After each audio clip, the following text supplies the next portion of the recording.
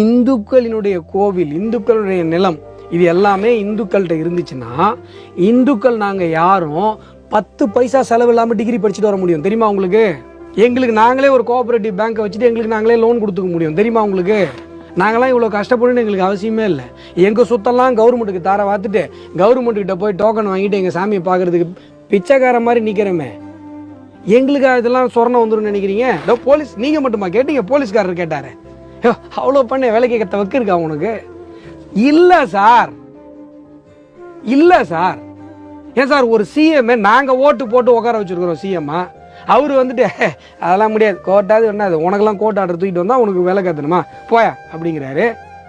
போலீஸ்காரர் சொல்கிறாரு வேலை கேத்தவனுக்குலாம் வக்கு இல்லைங்கிறாரு. எங்களுக்கெல்லாம் என்ன சார் சொரணை? நாங்களாம் இந்துக்கள் சார். நாங்கள் என்ன இஸ்லாமிய பெருமக்களா இல்லை கிறிஸ்தவ பெருமக்களா? நாங்களாம் 2ஆம் தர குடிமக்கள் தானே இந்த மண்ணில். எங்களுக்கெல்லாம் என்ன இருக்குது ரைட்டு? இது கோவப்படுற விஷயம் இல்லை சார். எங்களுக்கு இருக்கிற அடிப்படை உரிமைகளை நாங்கள் கேட்குறோம். இதுக்கே இவ்வளவு அமைதியாக நாங்கள் ஒரு விஷயத்த பண்ணும்போது எங்கள் மேலே கலவர முத்திரை குத்துறீங்க.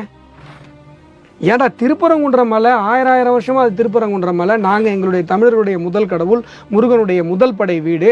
அதை போய் சிக்கந்தர் மலைன்னு சொல்கிறியேன்னு கேட்குறதுக்கு உங்களுக்கு எவனுக்கும் வக்கு இல்லை, தைரியம் இல்லை. அவங்களாம் கலவரம் பண்ணலையாம்.